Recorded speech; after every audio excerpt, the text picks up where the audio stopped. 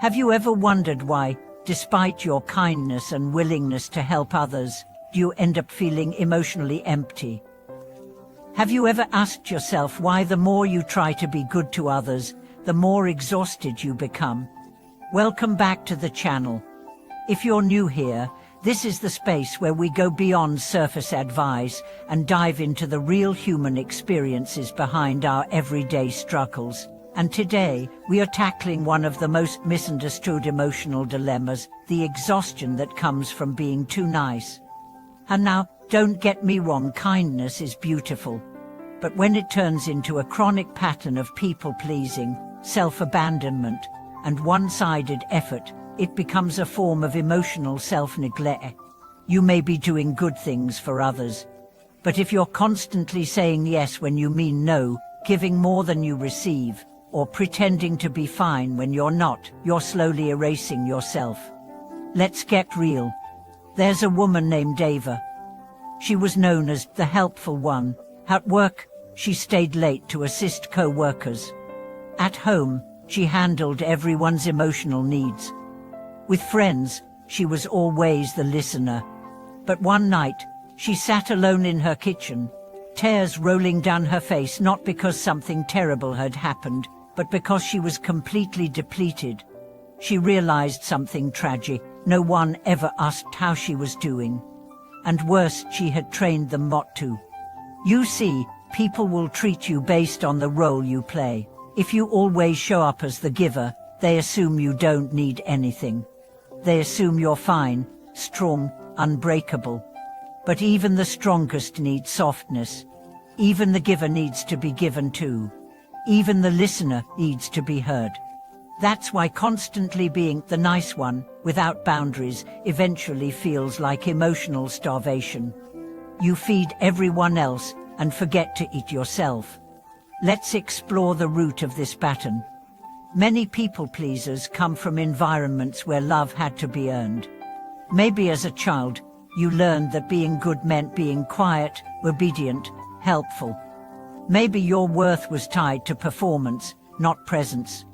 So you grew up believing, if I want to be loved, I must give, I must serve, I must not need too much. But that belief becomes a trap. Because no matter how much you give, it's never enough to fill the emptiness inside. And the truth is, your kindness becomes less about love and more about survival. More about being needed than being known. But here's the thing, real love doesn't require exhaustion. Real love sees you, not just your usefulness.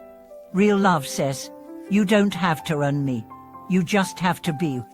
Let's talk about emotional currency. Every interaction carries emotional energy. It's either an investment or a withdrawal. When you give to someone who doesn't reciprocate, it's a withdrawal. When you say yes out of guilt or fear, it's a withdrawal. When you hide your pain to keep the peace, it's a withdrawal. And over time, your emotional bank goes bankrupt. No wonder you're tired, not just physically, but existentially. So how do we break this cycle? It begins with redefining what kindness means. True kindness includes yourself. It says, I will help, but not at the cost of my mental health. It says, I will be compassionate, but I will also be clear about what I can't give. It says, I will love you, but I will not lose me. One of the most powerful acts of kindness is honesty. Saying, I'm not available right now. Saying, I feel overwhelmed. Saying, I need help too. Let me share a story about a man named Jeremy. He was known as the guy everyone called during emergencies. And he always showed up fixing, solving, supporting. But one day, he hit a wall. A panic attack during a work meeting left him shaken. At the hospital, the doctor asked him, when was the last time you rested? Jeremy couldn't remember. That moment forced him to reevaluate his identity. She realized he was addicted to being needed. Because if people needed him, they wouldn't leave. But in being needed, he forgot how to be nurtured. So he began a new chapter. He learned to say no. He stopped rescuing people who refused to take responsibility. He asked for help without shame. And slowly, he felt human again. Not a hero, not a martyr. Just a man. That's the journey we all must take, from performance to presence. From being liked to being loved. From being needed to being nurtured. Let's talk about boundaries. Most nice people struggle with boundaries because they associate them with rejection. If I say no, they'll leave. If I ask for space, they'll think I'm selfish. But boundaries are not walls, they're doors. They say, here's how you can love me. They say, here's what I need to stay whole. And anyone who truly values you will honor them. If someone withdraws because you set a boundary, they were benefiting from your lack of one. And that's not love, that's dependency. Let me share another story. Sophia, a single mom. She did everything for her teenage daughter. Worked 2 jobs, cooked, cleaned, never asked for help. She believed the good mother sacrifices, but her health declined. Her spirit dimmed. One day, her daughter said, "Mom, you never smile anymore." And Sophia replied, "I forgot how." That broke both their hearts. So they started therapy. As a family, Sophia began giving her daughter small responsibilities. They cooked together, cleaned together, shared emotions, and something beautiful happened. Her daughter started seeing her not just as a provider, but as a person.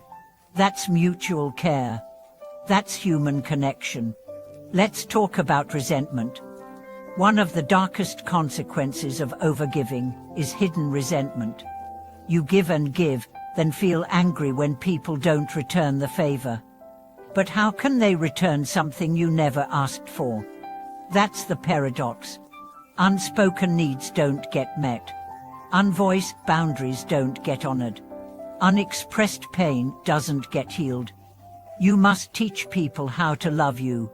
Not through silent suffering, but through vulnerable truth.